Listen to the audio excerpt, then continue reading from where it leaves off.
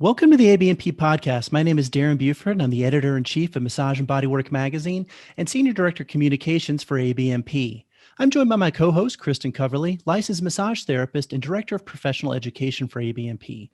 Our goal is to connect with luminaries and experts in and around the massage, bodywork, and wellness profession in order to talk about the topics, trends, and techniques that affect our listeners' practices.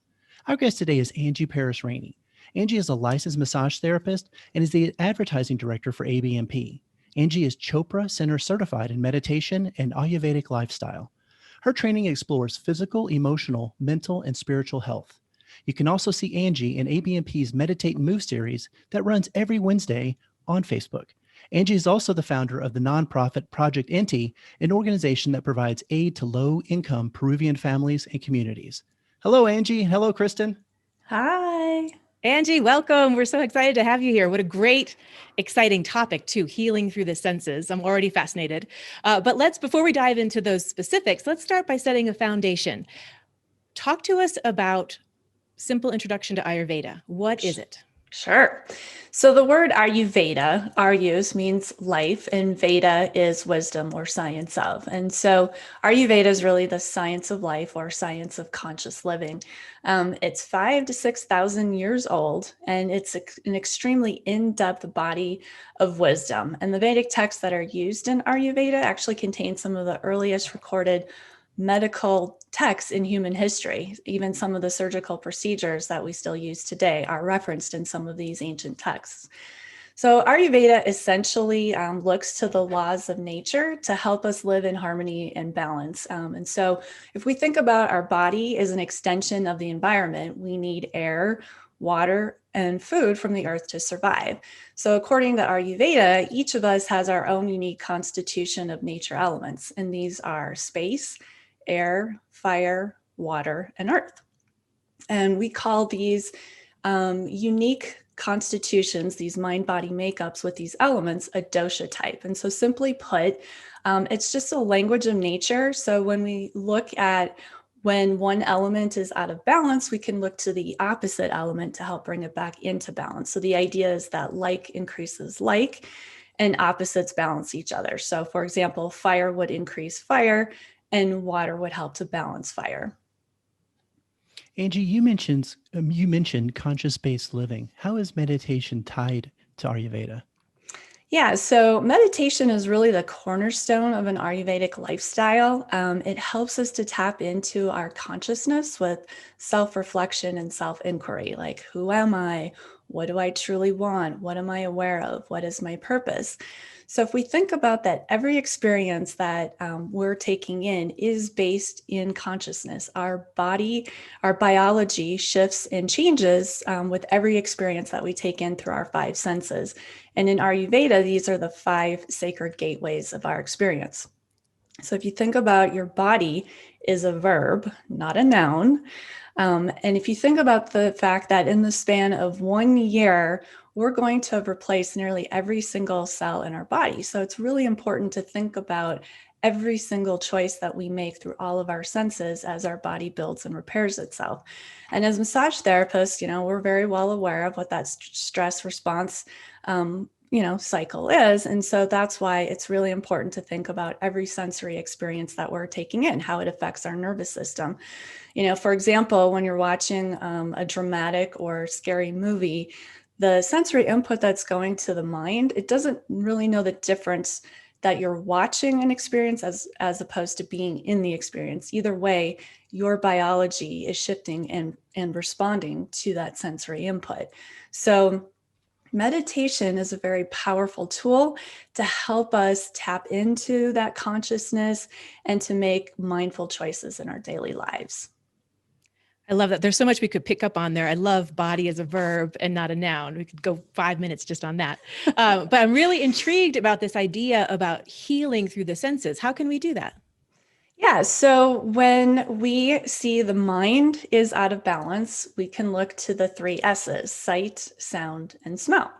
So sound, again, just because we are of nature, just simply stepping into nature, that's the quickest, easiest way for us to align to the biorhythms of nature. So if we think about the different sounds of nature, just listening, to water, how it can be calming and peaceful. For me, I just need to hear crickets and I'm already producing melatonin to have a peaceful night's sleep.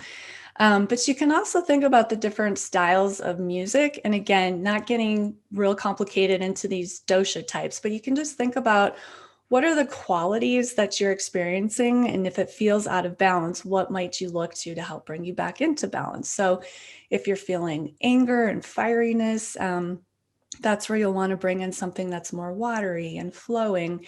And then if you're feeling lethargic, that's where you might bring in some more invigorating drum beats. Or if you're feeling spacey and unfocused, that's kind of that airspace quality, look to something that's grounding, like maybe slow drum beats or some earthy low tones of a cello. And then for sight, again, if you step out into nature and just look at the sunshine and the green of the grass or the trees or whatever, again, those are easy ways for us. But when we're in our natural environment, we can just think about, again, surrounding ourselves with different colors and textures that might help bring us back into balance. So again, according to your dosha type, think about if you are kind of more that fiery kind of robust kind of quality to you, you might want to bring in some of the more calming colors, such as the blues and the greens and some of the whites. If you need a little bit more help grounding, you might look to pastels and earthy tones. And then if you want to spark that creativity and invigorate, you can bring in some of the more of the warm tones, like the oranges and the yellows and some of the vivid shapes. I'm feeling like I need some of those blues and greens in my life, Angie. Angie, do you have any tips or suggestions in our digital age right now? Overuse or straining of our eyes? Yeah, so a good tip for this time in our digital age is think of the 20-20-20 rule. So this means look at something that's 20 feet away for 20 seconds and blink 20 times. That'll help lubricate the eyes and help give them a little bit of a rest. And then when you're working at a computer, it's recommended to look away every 20 minutes. And if you can look at something that's green, like maybe a plant in the room or look outside, that's also soothing and calming. And a good remedy that you can do at home is to take like a small mason jar and just fill it up with a half a cup of witch hazel, a couple tablespoons of vitamin E, and then a few drops of whatever your favorite essential oil is. And then take some iPads and then soak them into this mason jar. And you can cover it tightly, store it in a cool, dark place. It'll stay good for up to a month. And then each night, take a couple of pads out and just put them on the eyes. Just let them rest for about 5-10 minutes. And it will help to cool and soothe and take out that inflammation. And then, even right now with some of the fires that are happening and the poor air quality, that's another way to just take out some of that irritation. And then I'll just insert a couple of other little quick tips here too, that there's research that's out there finding that more and more people are suffering from digital apnea, meaning that they're holding their breaths. And you think about some of the headlines that we're reading and the stressful emails and some of these, crazy messages, people are holding their breaths. So just remember to breathe.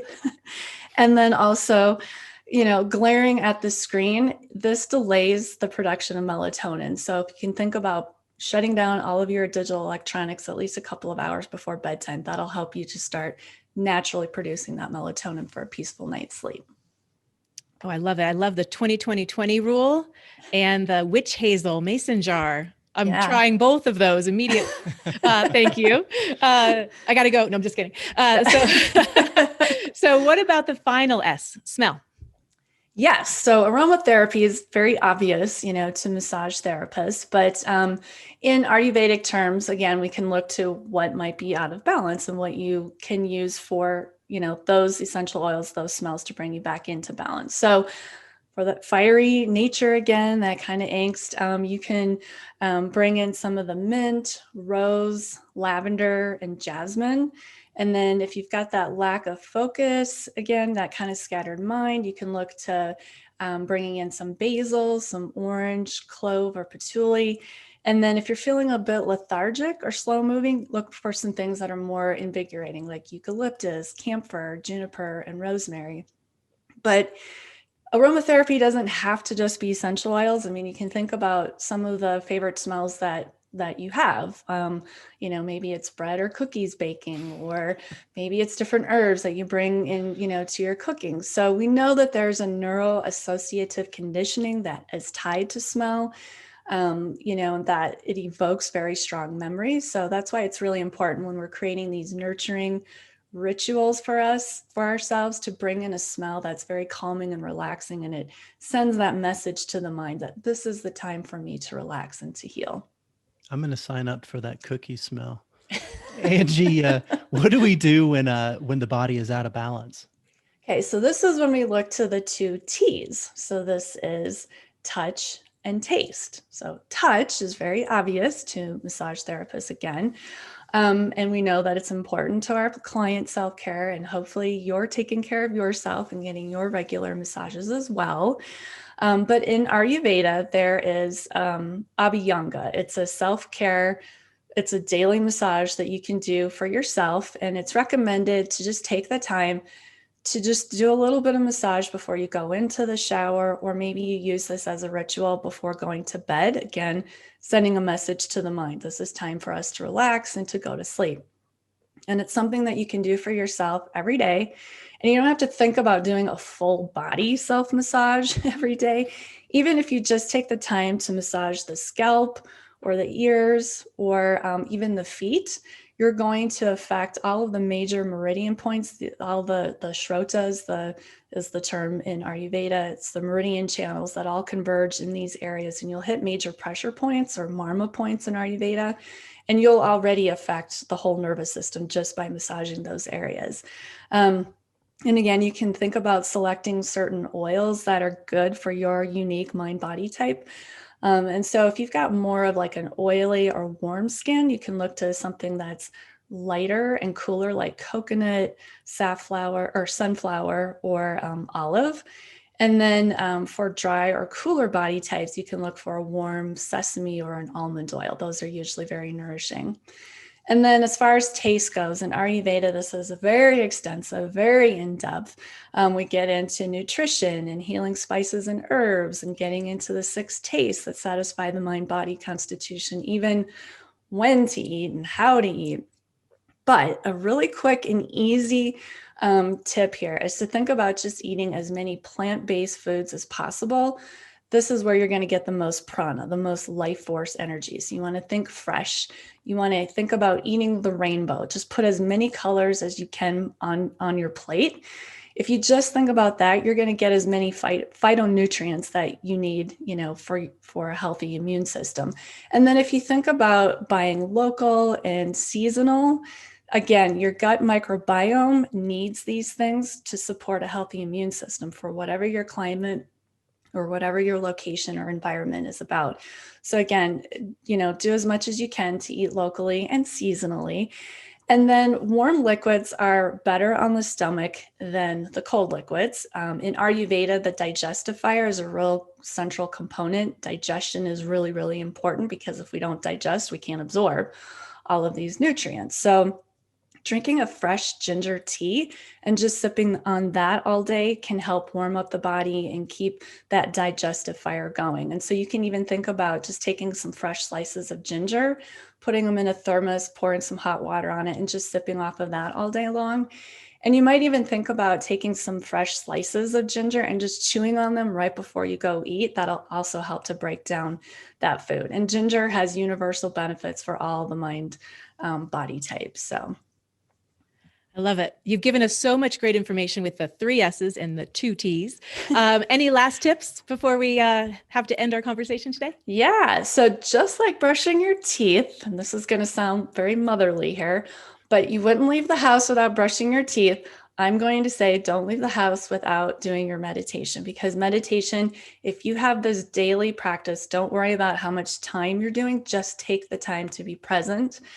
And that will help you to stay grounded and centered and less reactive to all the different stressors. And meditation is going to allow you to be more mindful and consciously making choices throughout the day.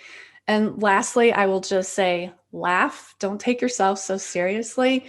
We know that laughter shifts our biology and we all automatically produce the happy hormones. So having a good sense of humor is also good medicine.